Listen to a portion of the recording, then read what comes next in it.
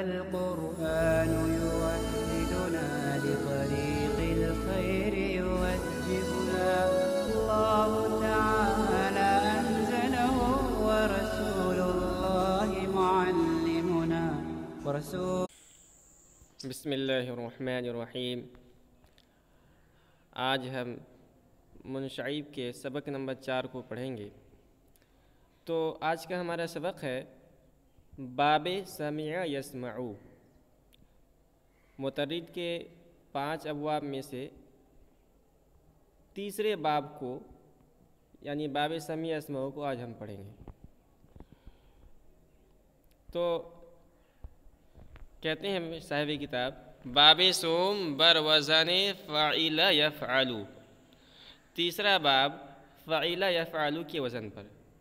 میں نے بتایا تھا بار بار کہ یہ جو مترد کے 5 ابواب ہیں اس میں جو فرق ہوگا وہ عین کلمے کے فاعل لام جو وزن ہے اس میں عین کلمے کی حرکت کی وجہ سے فرق ہوگا۔ تو پہلا باب تھا فعل یفعل کے وزن پر، دوسرا باب تھا فعل یفعل کے وزن پر، اور تیسرا باب ہے فعل یفعل کے وزن پر۔ ٹھیک ہے۔ بکسر العین فی الماضی و فتحہ فی الغابر۔ ماضی میں عین کلمے کی کسرہ اور مضارع میں عین کلمے کے فتحہ کے ساتھ۔ اب اس باب کا اصل وزن ہے کہ ماضی میں عین کلمہ کسرہ ہوتا ہے، مکسور ہوتا ہے، اور مضارع میں عین کلمہ مفتوح ہوتا ہے، اور اس وزن پر بہت سارے صیغے آتے ہیں، بہت سارے صیغے اس وزن پر آتے ہیں۔ لیکن اس باب کا بھی ایک نام رکھ دیا گیا ہے باب سمع یسمعو، اس لیے کہ سمع یسمعو اس باب پر پورا، اس وزن پر پورا اترتا ہے، تو اس باب کا نام رکھ دیا گیا ہے باب سمع یسمعو۔ چوں السمعو، جیسے کہ السمع والسماع، جیسے کہ السمع والسماع، السمع والسماع یہ دونوں مصدر ہیں۔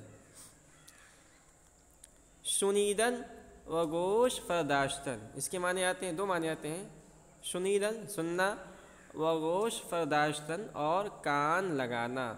کوئی آدمی بولے تو اس کی بات کو سننا اور کان لگانا، اس کو کہتے ہیں، اس کی السمع و سماع کے معنی آتے ہیں۔ اب اس کا صرف صغیر ہے،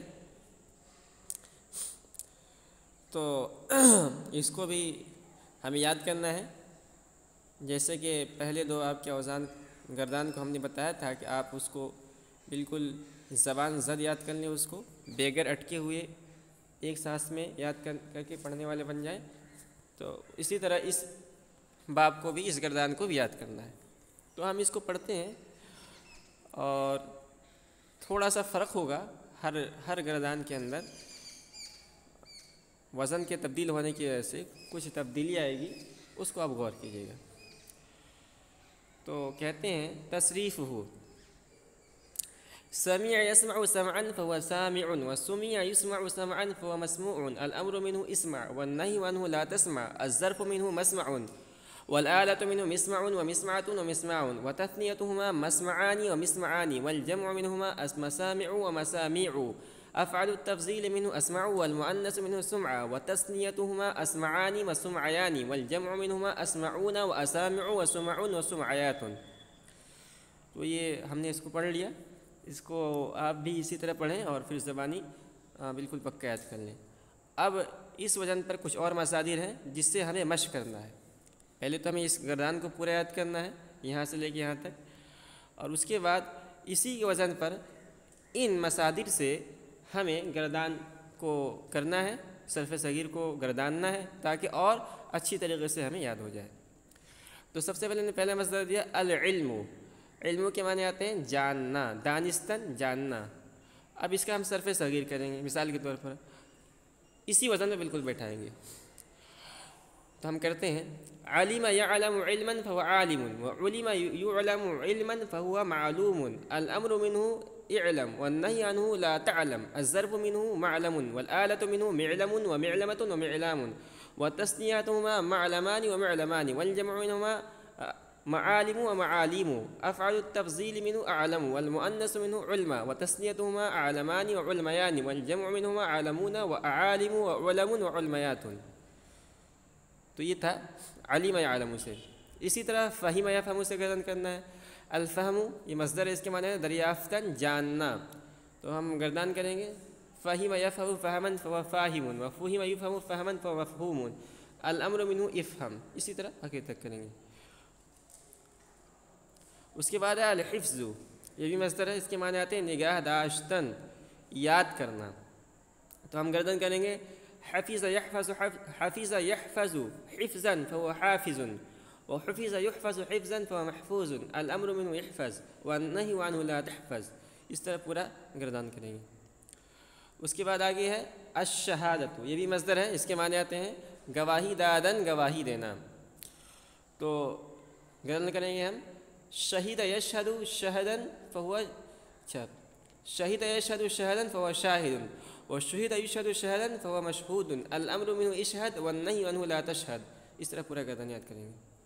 اس کے بعد ہے الحمد ستودن، الحمد کے یہ مصدر اس کے معنی آتے ہیں ستودن تعریف کرنا. تو ہم گردان کریں گے حمد یحمد حمدا فهو حامد وحمد یحمد حمدا فهو محمود الامر منه احمد والنہی عنہ لا تحمد. اس طرح پورا گردان یاد کریں گے. اس کے بعد ایک اور مصدر ہے الجہل، اس کے معنی آتے ہیں نادانستن، نہ جاننا، جاہل ہونا یعنی نہ جاننا. گردن ہوگا حفظ یحفظ حفظا فهو جہل یجہل جہلا فهو جاہل وجہل یجہل جہلا فهو مجہول الامر منه اجہل والنہی عنہ لا تجہل الی الاخیر. اس طرح ان مصادر سے، مثال کے طور پر یہ چند مصادر ہیں، اس طرح کچھ اور مصادر لے لیں اور اس گردان کو یاد کریں اس غزل پر. تو اس کا آسان طریقہ یہ ہے کہ آپ لغات دیکھنے کا اہتمام کریں. آپ کوئی بھی عربی کی لغت لے لیں اور اس کے اندر دیکھیں کہ باب سمیع اسموں سے کون آتا ہے. ٹھیک ہے، وہاں رموز بنا ہوتا ہے، اگر باب سمیع اسموں سے ہوگا تو وہاں سین بنا ہوگا. تو ان تمام مصادر کو ایک جگہ نوٹ کر لیں اور پھر ان کا صرف صغیر بھی بنائیں اور صرف کبیر بھی بنائیں. تو اس طرح آپ کا جو ہے یعنی عربیت کہہ لیں بہت پختہ ہوتی جائے گی، صلاحیت آپ کی بڑھتی جائے گی اور علم صرف کے اندر آپ کی پکڑ بڑھتی جائے گی.